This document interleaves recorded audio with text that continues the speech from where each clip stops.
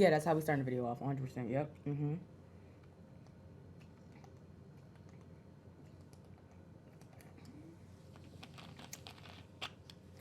Night two. Excuse my appearance. I took the wig off and was like, damn, I got a video to record. So what you see is what you get today. I don't give a damn. And I'm eating because hungry. Um,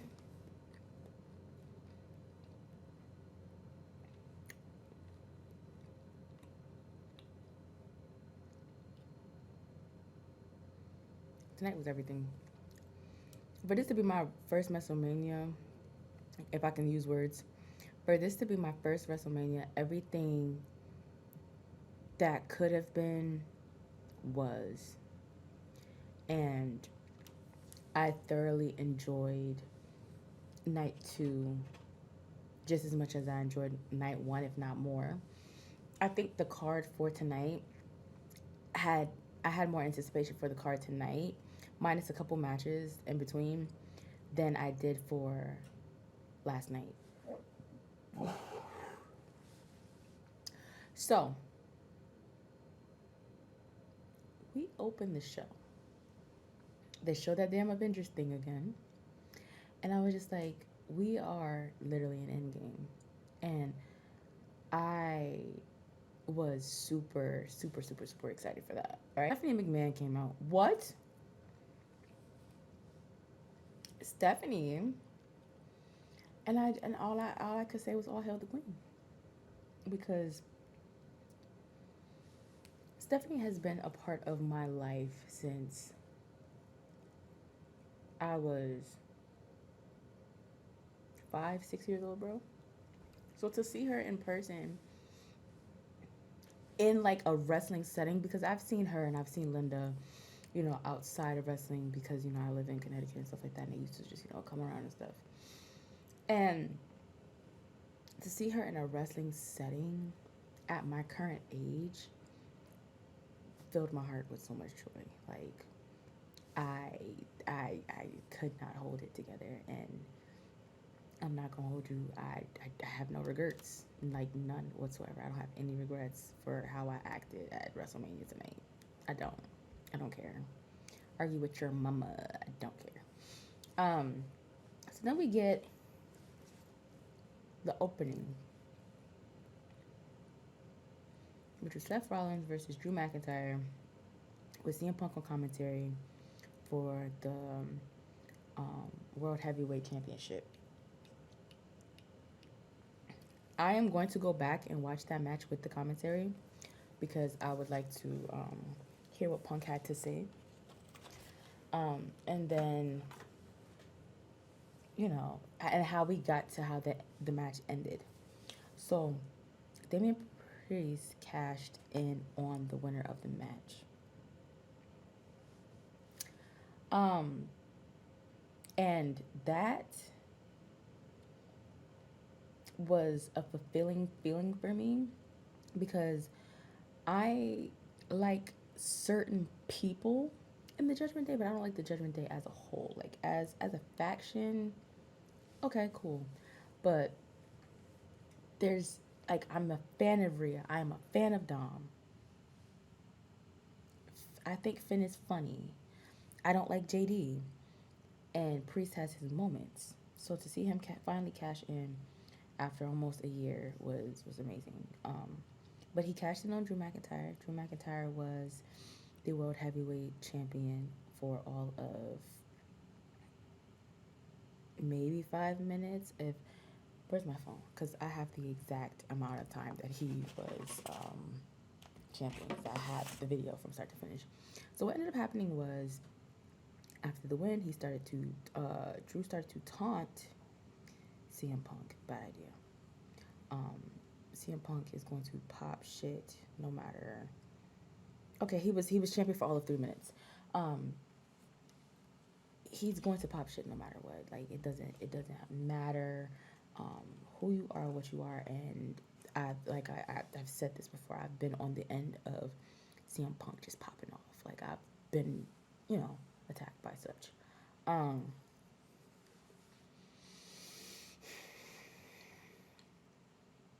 I feel like Drew got too cocky. Um, he embarrassed his wife, if you ask me. And then from there, it was just like, well, what now? What do we expect from here on out? Since Damien cashed in, um, him and Rhea have matching belts. I love that for the Judgment Day. So now they can do like the Terror Twin thing, um, and then see what those other three are gonna be up to. Because at this point, Finn is just there. Um, Dom and JD are working on being a tag team, but what do we expect from them? You know. The next match was the Philly Street match with the Street Profits, Bobby Lashley, and Final Testament. So basically, the Pride versus the Final Testament.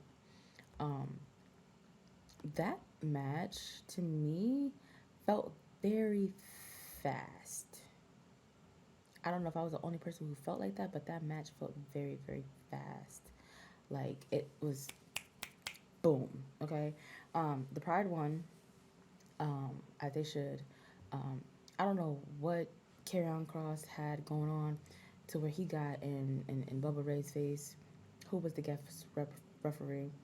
Um, he the finisher was him pretty much getting put through a table, and you guys know they did the Dudley thing. It was so cool. Um, but basically, you know, you disrespected someone who like essentially created the "we want tables" like chant. Like people want to see tables because of those men, and you got your house show only special ass up there and just decided to be disrespectful. Whatever. Um, but I am very, very proud of the Pride. Um, I got to meet them at SmackDown last Friday, and they are very, very awesome people. Like they're great energy.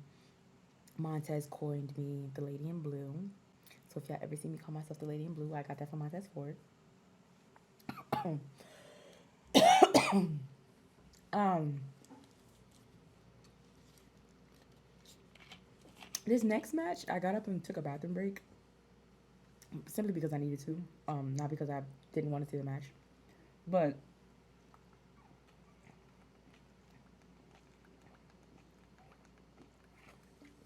between the time that,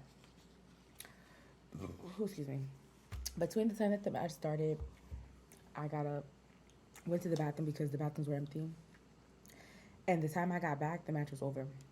So I'm gonna have to watch LA Knight versus AJ Styles on my own time. However, they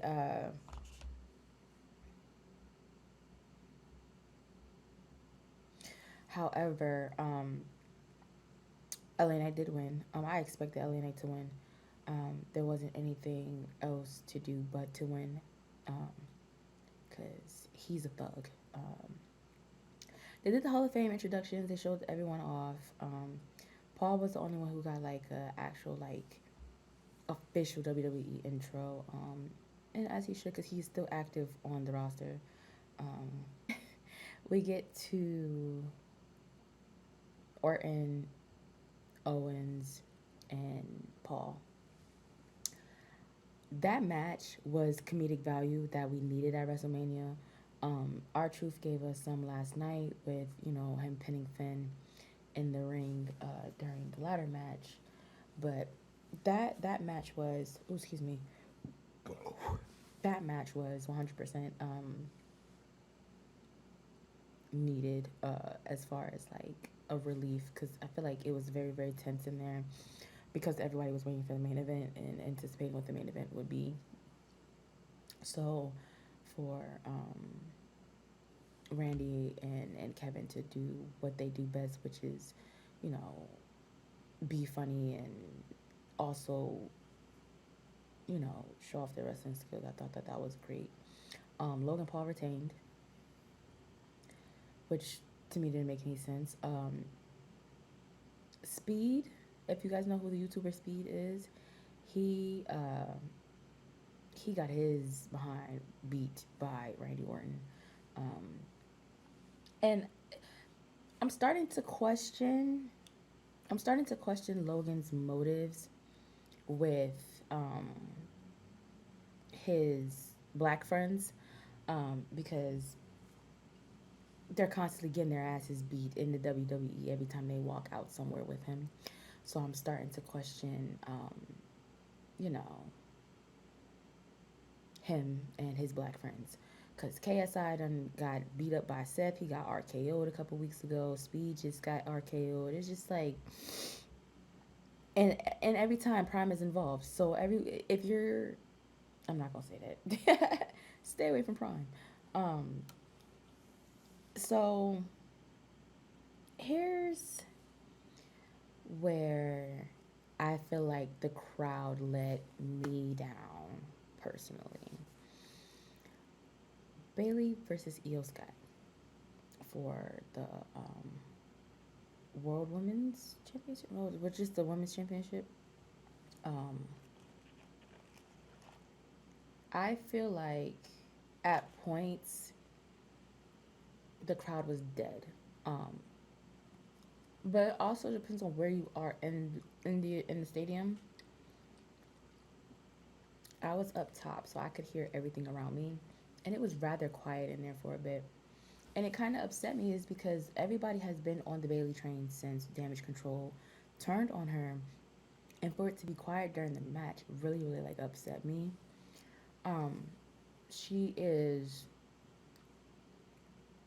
fully embracing the role model title, and she had the new like Tron the theme. Everything was gorgeous, like down to the blue hair. She got rid of the red because the red was the Damage Control thing. She got rid of the red. Everything was perfect. It was chef's kiss. The gear that she had on tonight reminded me of her old gear when she was like in the hugger thing, like the hugger era. And I was just like, yo, she's really back. She's really back. I thoroughly enjoyed that. I am very happy for I'm very happy that Io is no longer champion because she didn't really do anything with her title to begin with. But well, as far as Bailey goes, I am super super happy for her. She deserves it. And it's great to see, you know, her with another title run. Now, as far as her and Bianca goes, that's gonna be where we full circle this moment and hopefully see that title back on Miss Belair. One reason why I came to Philly, except for other reasons, was night two. I could have watched night one at home and then went to night two and still felt the same way, but I'm happy I did go both nights. Cody Rhodes versus Roman Reigns, Bloodline Rules.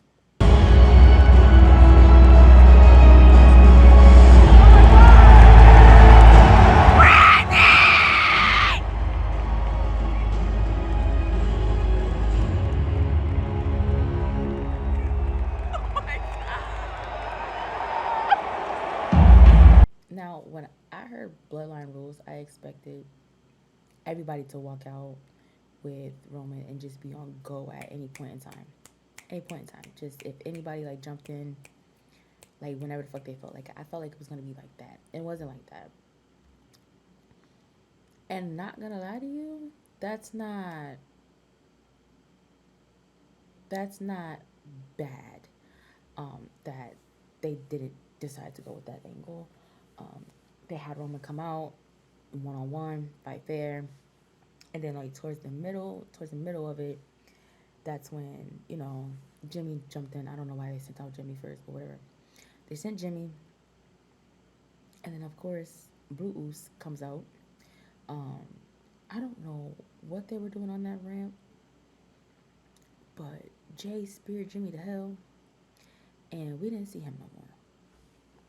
So then you have the whole thing where it's like where um, there were moments in the match where it could have went either way. If you weren't like a diehard like WWE like watcher, you could have been fooled at any moment in time during that match and thought that it was going to sway either way. And I like that because it does help the casuals, um, get pulled in. Like it pulls emotions out of you. After Jimmy and Jay disappeared into the abyss, um, we get Solo. Now, every time Cody went to go hit that triple crossroads, I just had to, I was screaming, no corners, no corners, no corners. Because every time he tries to do a triple crossroad and he goes to a corner or he's anywhere that's not the center of the ring, Solo appears. And that's exactly what happened. Sefer Fatu appeared. And what did we get? We got two Samoa spikes and a spear spike. And I feel like I've seen them do the spear spike on Jay before, but it was something about them doing it on Cody that it just didn't sit right with my spirit. Like it was just like, you guys are animals. Like it was just, it was real gutter butt. It was real stank. It was real nasty. But I liked it. I fucked with it.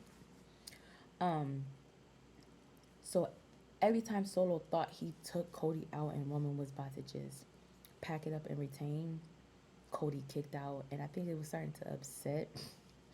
It was starting to upset Solo a lot, and he wasn't fucking with it. So he did everything that he could. And then that guy that he sent packing back in November, that the You Can't See Me guy, he popped out. That was my first time ever seeing John Cena in person. He came out with his jorts and that stuff. And then after he took Solo out, here came the final boss. Rock comes out. So then Rock comes out, and him and Cena have like their little face off. Now we haven't seen them face off in like 10, 12 years, something like that. So that was nice to see. And then after Rock took out Cena, the gong hit.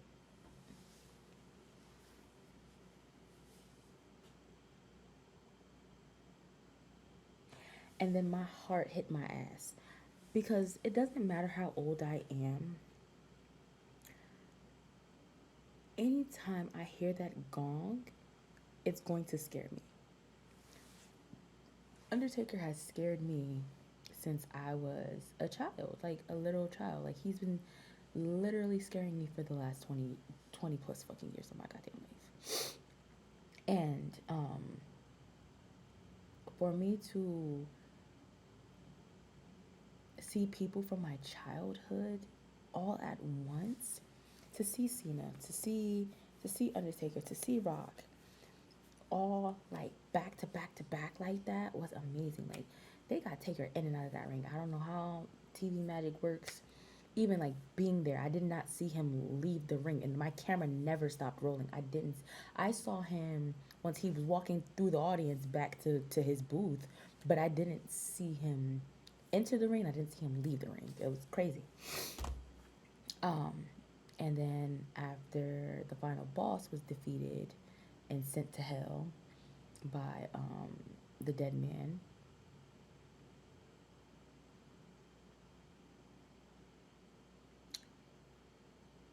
I'm forgetting Seth coming in with the Shield fucking theme. I cried, but he didn't even make it in the ring to help Cody. He got taken out immediately, and Roman got his lick back. I don't care how old I am. I don't care what you think is childish. If I ever get a chance to get my lick back on my biggest fucking like hater or the person that betrayed me the most, the person that hurt me the most, I'm gonna do it. And that's exactly what Roman did. But at what cost? His title. So that shield being popped, and so did I. I fucking lost it. And he had the gear on and everything. I love that. Triple crossroads, 1, 2, 3 pin. tears. Like tears. I cried when Cody came out and he had the mask on and Brandy took the mask off of him. Like seeing Brandy made me cry actually too. I love her so much. But that ending the way that it did was he got, his friends in the locker room came out. Like everybody, like every single opponent that Roman has had in the last 4 years was in the ring with Cody tonight and lifted him up and showed him to the crowd with the belt because he was the one. Jay was out there, LA Knight, Randy Orton, Kevin Owens, Sami Zayn, goddamn, Seth was in there, fucking, it was amazing to see, the locker room come together and be out there and be the ones to congratulate him in that moment. And it was all people who he essentially are friends with. He called Triple H out. They put an end to that meme that y'all be doing where y'all saying that Cody's never winning the belt because he smashed Triple H's throne. And that got put to rest. That moment to me made the tears flow even harder to see the two of them. Cody gave the belt to his mom. More tears, just crying. He looked at Brandy. And everything was just so, like, it was literally the ending of like a fairy tale. The words can't describe how being there was. Like watching it on TV, okay, cool, but actually physically being at WrestleMania and witnessing Cody Rhodes finish his story was worth every dime that I spent. And then tomorrow we got Monday Night Raw. And for the most part, looking at WrestleMania, the only person that retained was Rhea. If I'm looking at this correctly, give me a second. Yeah. Rhea was the only one who retained. The tag titles switch cards. Not cards, but switch hands. The IC title switched. The World Heavyweight switched. Oh, Logan also retained, but I forget about the U.S. title because he has it. The women's title switched and the Universal Heavyweight switched. So, WrestleMania 40, that is a wrap. I had a great weekend. I have one more day that I have to get through Raw, and Raw, y'all know Raw is 3 hours. 3 of them things, 3 hours. And from there, we're in a new era. But we're yesterday was the start of a new era. The Triple H era. We're in the Triple H era of things, and they're gonna keep letting us know that we're in the Triple H era of things, and I love that they're gonna keep letting us know. Freaky Man is out of there, so I am elated, and I can't wait to see what's to come. I'm gonna try and upload more like full reviews like this on YouTube. I do want to do like a sit down of the whole weekend. I am going to WWE World technically today because today's Monday. It's 1 a.m. now. And I'm going to bring my GoPro with me. I didn't make it to WrestleCon, unfortunately this weekend, but I will try and do that at another time. And yeah, that's it for me for WrestleMania night 1 and 2. Don't forget to like, comment, subscribe, all that stuff that good YouTubers be saying. And I'll see y'all in my next video.